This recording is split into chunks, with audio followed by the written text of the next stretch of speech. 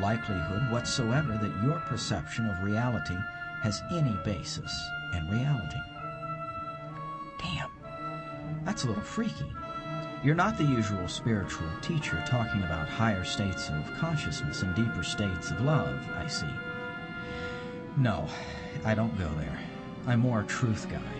Your magazine doesn't cover this stuff a lot? Not really. We usually cover ascended masters and channeled entities and prophecy and yoga and all that stuff. And Tantra. Oh yes, she laughs. Tantra sells magazines. Well, we've touched on right action, solipsism, bhakti yoga, Soneya style, and Billy Jack, I say. But I'm interrupted as lightning sizzles through the sky above the buildings across the river, and the heavy fall of rainfall seems to double in an instant. The battering drops of rain give the normally languid river a tumultuous appearance that jives well with the raging skies. We stop talking for a while and just enjoy the show. What's next? I ask when the storm settles down a bit. Okay, she says, referring to her notes and then leaning into the microphone at my collar to speak. You are enlightened, but you obviously have an ego. Isn't that a contradiction? Doesn't the ego have to be annihilated to achieve nirvana? Ooh, I coo appreciatively. Good question. Both are true. Yes, I have an ego, and it looks similar to the one I dropped to, as you say, achieve nirvana. But then I came back all enlightened and everything, and I needed something to wear. I look around, and there's my discarded ego lying in a pile on the floor, so I slip into it, and here I am. This is something a lot of students and seekers get hung up on, and there's really no satisfactory answer except to say, come see for yourself. Ramana Maharishi addressed this point this way. The I casts off the illusion of I, and yet remains as I. Such is the paradox of self-realization. The realized do not see any contradiction in it.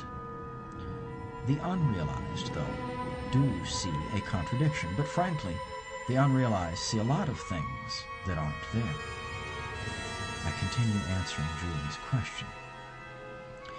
You've probably heard the saying, before enlightenment, a mountain is a mountain. During enlightenment, a mountain is not a mountain. And after enlightenment, a mountain is a mountain again. Well, it's like that. Before enlightenment, I believed my ego was me. Then enlightenment comes along and no more ego, only the underlying reality. Now it's after enlightenment, and this ego might be slightly uncomfortable or ill-fitting at times, but it's all I've got. The idea that your ego is destroyed in the process of becoming enlightened is roughly correct, but it's not complete. Before enlightenment, you're a human being in the world, just like everyone you see. During enlightenment, you realize the human being you thought you were is just a character in a play, and that the world you thought you were in is just a stage. So you go through a process of radical deconstruction of your character to see what's left when it's gone. The result isn't enlightened self or true self, it's no self. When it's all over, it's time to be a human being in the world again, and that means slipping back into a costume and getting back on stage. But now you know? Sure, because now you're actually in the audience, watching the drama. I could never mistake the play for reality again, or my character for my true state. Happily, I never know what my character is going to do or say until he does it or says it, so the whole thing stays interesting. There still seems to be a lot of contradictions. First, we can't know anything. It's all contradictions. Whitman said, "Do I contradict myself? Very well then, I contradict myself. I am large. I contain multitudes." He was addressing the inherent problems of discussing this stuff. As far as not being able to know anything, that's just a starting point of inquiry. like taking stock of your gear before beginning a long hike. If you're going on a voyage of self-discovery, you'd want to start by saying, okay, what do I know for a fact? What is absolutely certain? And that's what the cogito is. I wish we could start a fire. Huh? A fire? Yeah, right here on the terrace. A small bonfire, bottle of wine, the storm. It's really a delightful moment. I feel like we're wasting it with all this talk. So we sit quietly and watch the storm for a while. Julie is a good storm watcher.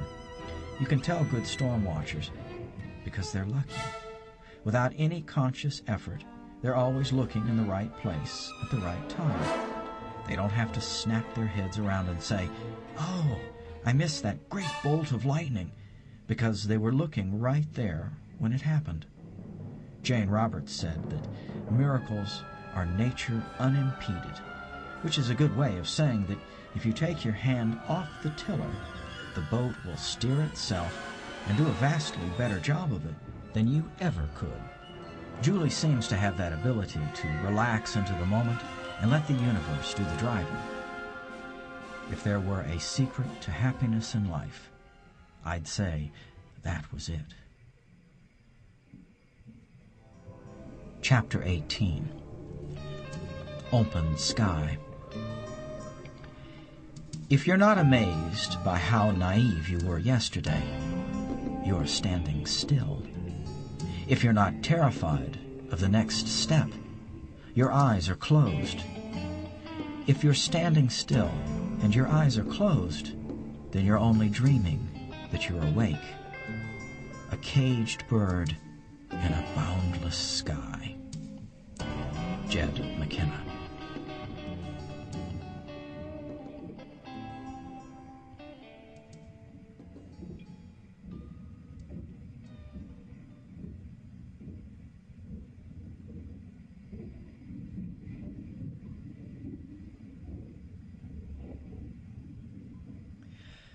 Chapter 19. My sign is to have and give no sign. My birthplace is placelessness.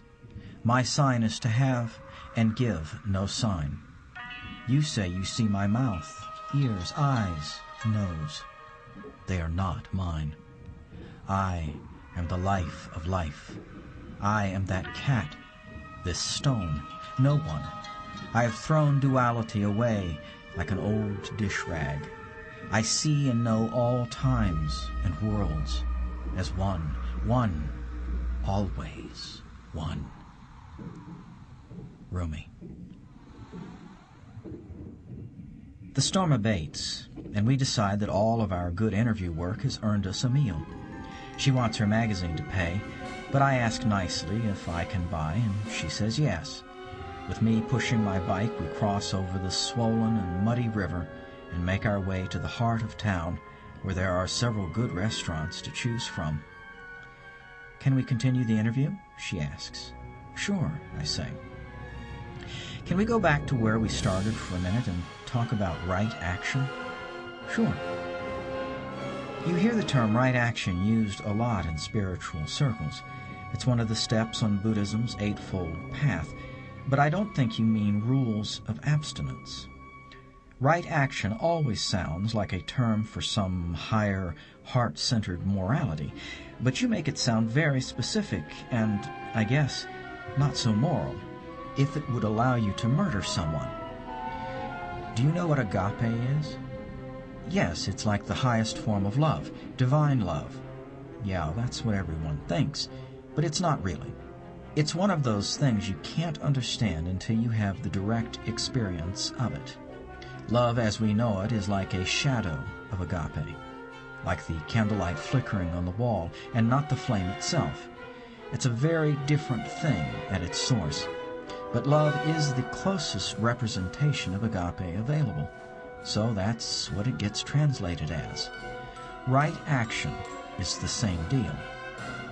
Morality is just a shadow of right action. Right action isn't the highest degree of morality any more than agape is the highest degree of love. When you understand and are able to act from right action. Morality is no longer necessary. It's instantly obsolete and discarded. This is at the heart of the Bhagavad Gita. Arjuna, as a moral creature, throws down his weapon and refuses to launch a war. Krishna converts him to a creature of right action by freeing him from delusion, and Arjuna takes up his weapon and launches the war. Right action has nothing to do with right or wrong, good or evil, naughty or nice. It is without altruism or compassion. Morality is the set of rules and regulations that you use to navigate through life when you're still trying to steer your ship rather than let it follow the flow. No shit. I laugh. No shit. The Tao says, when the great Tao is forgotten, kindness and morality arise. That's what it means. No shit? You kiss your mother with that mouth? So, like, your character's up on the stage, and he's fulfilling his role. He sees the future flowing towards him, and he moves with it. He's not stopping to consult someone's book of rules. So if the flow tells you to launch a war, sure, you launch a war. She pauses to ponder. I think I'm like that at times, in the flow, but not always, not in big things. I think I'd be scared to set my morality aside. That's perfectly natural. It's a trust you develop a little at a time as you learn to relinquish the illusion of control. Is that what people like Sanaya or, devoutly religious people are doing? Very much so. Basically, the act of faith in something other than self allows you to release the tiller, to surrender. Whatever the reason for doing it, whatever name you give to the new steering agent or agency, it's going to be a very positive change because it's going to be the infinite and unerring intelligence of the universe that takes over. So, like born-again Christians? Right. They have abandoned the illusion of control. It doesn't matter why you do it, just that you do it. This is the point of distinction and the root teaching of all major religions. Christians say, not mine, but thy will be done. Hindus say, Brahma is the charioteer. Muslims say, it is the will of Allah. It's all the same thing. Fear and ego, in other words, ignorance, are keeping your hand on the tiller. Release the tiller for whatever reason, and the steering takes care of itself. So when people talk about being off the path, then they're just reading the terrain from ground level. They don't have the larger picture. Returning is the motion of the Tao. Everything is in a constant process of returning to its true state. To really be off the path would mean to be outside of consciousness. There is no such place. Julie says she would like a portobello mushroom sandwich for lunch, so we cut down to the co-op grocery where there's a decent sandwich counter. I park my bike and we go in, order, and browse for a few minutes while our food is prepared. I pick up a copy of a magazine about Enlightenment. The cover asks the question, what does it mean to be in the world but not of it? So, says Julie, reading over my shoulder, what does it mean? I thumb through the issue and quickly confirm my suspicions. They're basically redefining the question as, how can one pursue a spiritual life in a material world? According to them, it means, how can you have your cake and eat it too? Which, obviously, you can't, right? According to them, you can. This is the householder versus renunciate question. Anyone who wants to repackage enlightenment for mass consumption must first create the illusion that it's comfortably within the customer's reach. It may be true that the price of truth is everything, but true don't pay the bills. In the commercial model, the price of truth is whatever you can comfortably afford. The magazine I'm holding has brought together quite a lineup of spiritual luminaries to shine their brains on the in-the-world question. which, of course, they must if they hope to convince a sincere and intelligent